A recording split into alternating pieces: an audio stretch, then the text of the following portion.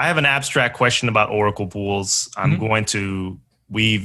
If you go to the Ergo website, you have two Oracle pools running, the ERG to USD and ADA to USD.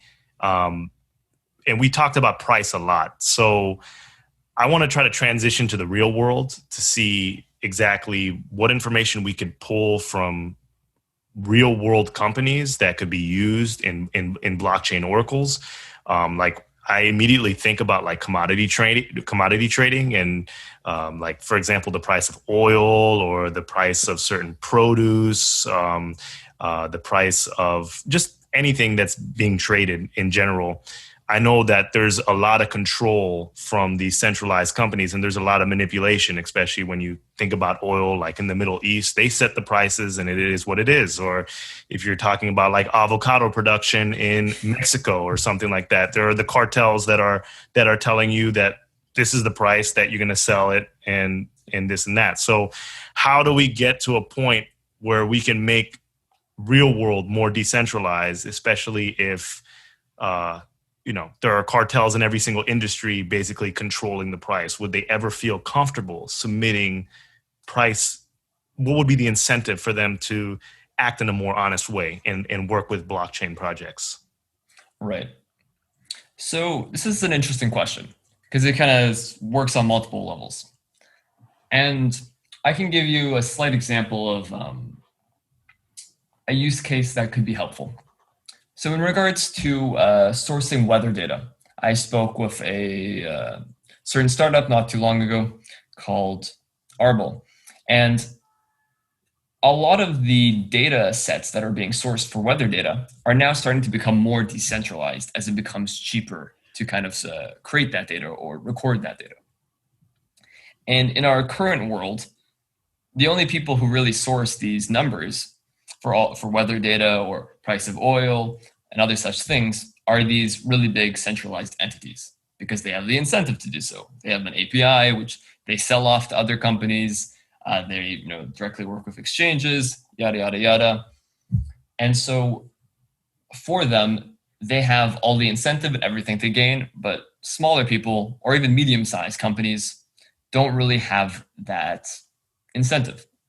And so as we start to move into a more decentralized future, weather is kind of a good example for this, where it's becoming more and more likely for people to purchase equipment to start to record the weather. And so we can have a decentralizing effect where it's not just these really big companies that do all the measuring, but if we know, for example, the majority of those centralized companies are rigged or somehow they don't produce good data, we ourselves, as the technology becomes cheaper, can start to source this data.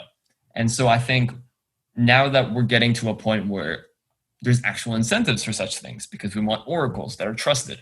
And so maybe we want a data set that's from 150 different people all in one localized region, and they all are, let's say, KYC'd, and you know exactly who they are, and you have this more bottom-up approach, which is very decentralized.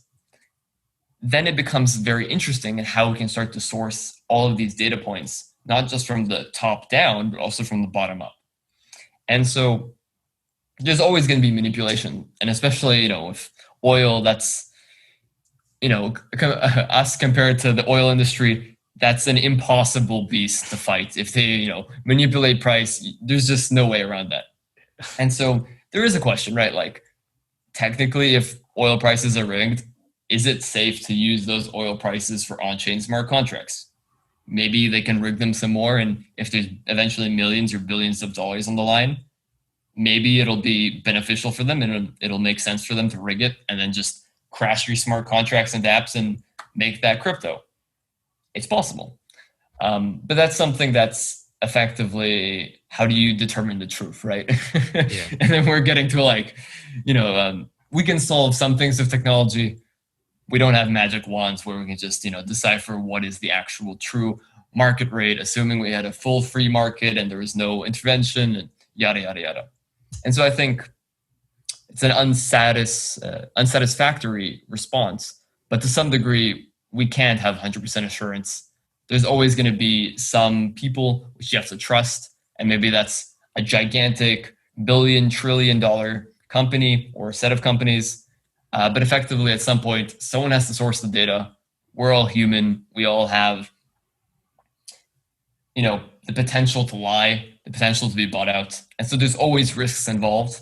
But I think our goal is to minimize the risks and also develop the technology so that if we only have all these centralized actors and we decide ourselves that we can't trust them, we have the ability to also create alternate systems, source our own data, create our own Oracle pools, start from the bottom up. And even if the majority of people are fine with using these centralized actors, there's also alternatives for those people who don't trust them and who can actually start building their own infrastructure. And so I think that's, in my opinion, a much more important goal rather than trying to solve all of the world's problems, which we can't, but instead to build the technology so that when we see clear failures, we have the ability to, go left when they're going right and try to actually build something that works for us and actually provides, a better alternative than what's available.